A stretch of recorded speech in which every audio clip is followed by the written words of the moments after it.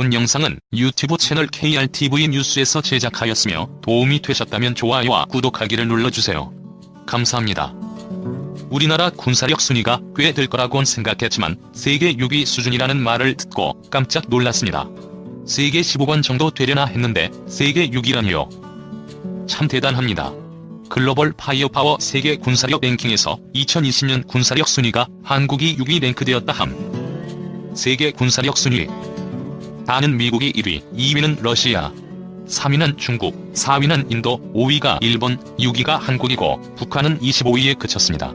상위 6개국 중 미국 제외하고는 아시아에 있는 걸 감안하면 정말 이런 틈바구니에서 6위면 꾸준하게 군사력 증강을 지속적으로 해온 결과네요. 국산화 및 개발이 잘 어우러진 결과로서 뿌듯합니다.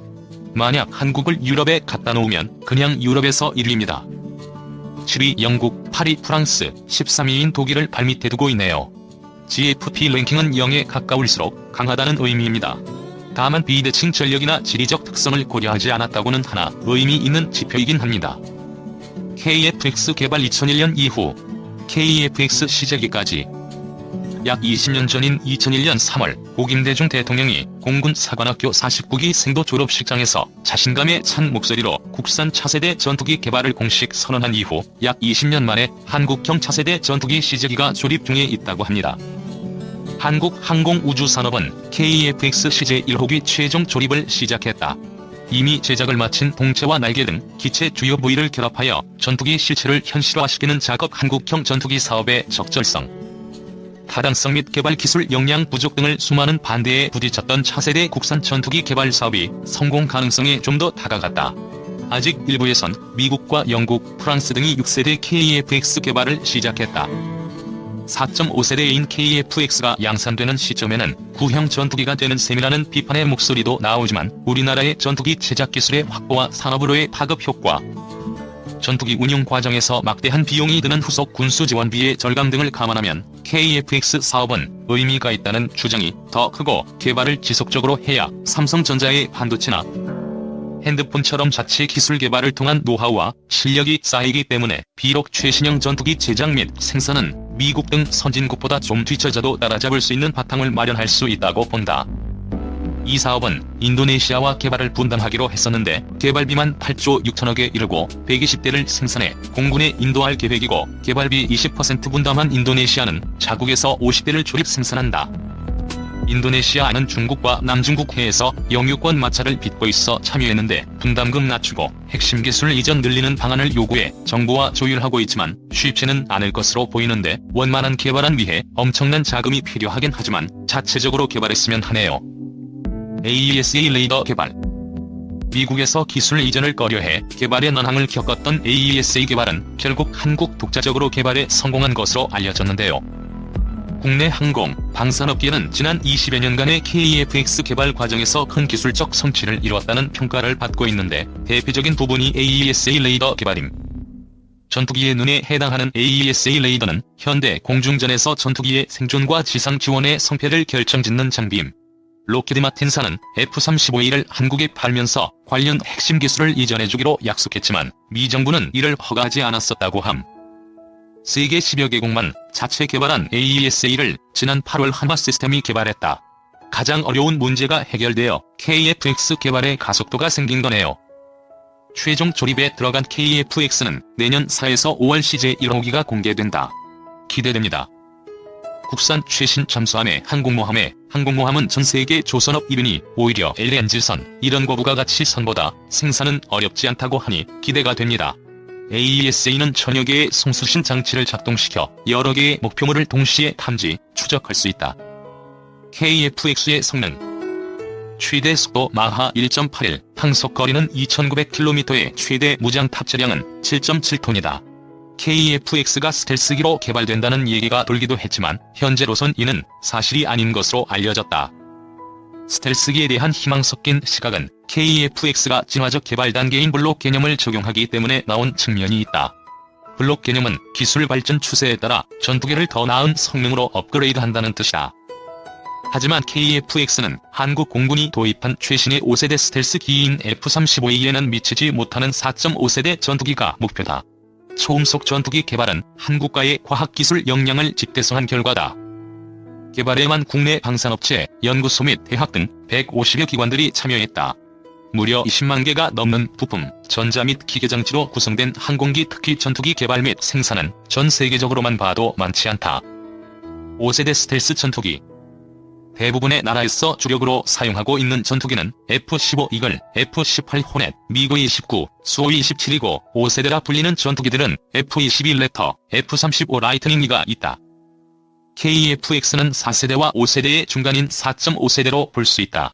컴퓨터를 활용해 비행제어 기능 및 특정 방향으로 전파를 집중해 더 멀리서 더 정확한 정보를 얻을 수 있는 위상 배열 레이더 등을 갖춘 최신 버전은 4.5세대로 불린다. 한국 공군이 운영하는 F-15 이글, F-16 파이팅 팰컨 등은 최신 기술을 많이 적용해 대부분 4.5세대로 분류한다. 5세대 전투기는 레이더에 잘 잡히지 않는 스텔스 기능을 기본에 초음속 순항, 발전된 센서와 고급 항공 전자장비 등을 갖췄다. 미국은 F-22 랩터와 F-35 라이트닝이가 실전 배치됐고 중국은 2018년부터 J-20을 양산하고 러시아는 지난해 수호이-57 양산을 시작했다고 하나 대량 배치되지는 않은 상황이다. 스텔스기는 멀리서 적기를 먼저 발견해 유리한 위치로 이동한 다음 선제 공격할 수 있다. 한국 공군은 2018년부터 총 80대의 F-35를 도입해 주변국의 스텔스기에 대응할 방침이다. F-22 랩터. 세계 최강 스텔스기인 미국 공군 F-22는 유사시 한반도에 전개되는 전력이다. 북한 레이더에 감지되지 않은 채 평양 주석공 등 주요 시설을 타격할 수 있어 북한이 가장 두려워하는 전략 무기로 꼽힌다. 일대 가격도 무려 3억 6천만 달러에 육박해 일반 4세대 전투기의 4배로 엄청나게 고가의 전투기다. 실전에서 F-22는 단 한 차례도 격추되거나 탐지되지 않았다고 하는 놀라운 사실이 있다. F-22는 지난 2014년부터 2015년까지 S-300과 판치르 등 러시아가 자랑하는 최강의 방공 시스템이 도입되어 있는 시리아에 204회나 정찰, 공습 임무를 수행했지만 시리아군은 물론 이 지역에 주둔하는 러시아군은 단 한 차례도 F-22를 탐지하지 못했다고 하니 레이더를 무용지물로 만들어버리네요. 이렇게 성능이 워낙 압도적이다 보니 미국은 F-22의 해외 수출을 금지함. 여태까지 F-22는 단지 195대만 생산했다고 함. 일본 전력 2030년 6세대 생산? 로키드마틴은 이미 지난 2018년부터 일본에 F-22의 하드웨어와 F-35의 소프트웨어를 결합한 하이브리드 전투기를 일본 차세대 전투기 개발 사업의 기반 모델로 제시해온 바 있다. 일본은 F-3는 6세대 전투기를 표방하지만 F-22 기술과 부품을 상당 부분 전용할 것으로 보이고 일본의 차세대 전투기 개발 사업의 해외 파트너로 로키드 마틴이 선정될 가능성이 크므로 F-22 기술이 녹아들어갈 가능성이 매우 크다. 가장 먼저 F-22를 받게 되는 이스라엘 그리고 호주가 있다. 일본이 F-22급 전투기를 가지면 동북아 지역의 균형이 무너질 가능성이 크다고 본다. 2026년대에는 개발이 완료되어 한국의 KF-X가 나오지만 4.5세대급이고 일본은 6세대 또는 5.5세대 정도가 될 가능성이 큰다고 본다. 천리길도 한 걸음부터라고 하지 않았던가 자체적으로 우선 4.5세급을 잘 만들어놓고 총력적으로 방산업체, 한화, 삼성전자 등 전방위적인 차세대 전투기 개발 및 생산에 국군을 걸고 달려들어야 할 것으로 보입니다.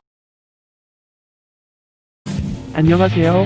현재 KF-X를 위하여 개발되고 있는 기술과 스텔스 기능을 블록 3에 적용시키고자 많은 노력을 기울이고 있습니다. 오늘은 KF-X에 적용되는 RMX 레이더파 형상 감지 설계를 알아보겠습니다. 그리고 다음 시간에는 한국형 스텔스 메타 코팅에 대해서 알아보겠습니다. 구독과 좋아요는 영상 제작에 많은 도움이 됩니다.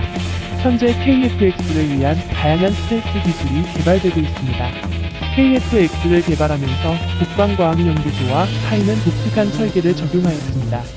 우선 라팔이나 F-18EF와 유사한 4.5세대 전투기를 목표로 개발을 시작했지만 향후 성능 개량을 통해 5세대 스텔스기로 발전할 수 있도록 초기부터 우수한 RMX 레이더파 형상 감소 설계를 도입한 것입니다.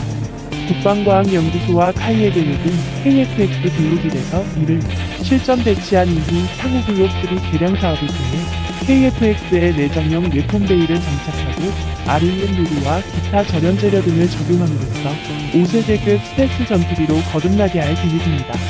스텔스 기술의 다른 한 축인 레이더 흡수 재료 외교 소문 유지의 개발은 1997년부터 본격화되었습니다. 국방과학연구소는 300여 종의 다양한 무기계, 금속계 물질을 사용해 다양한 테스트를 수행.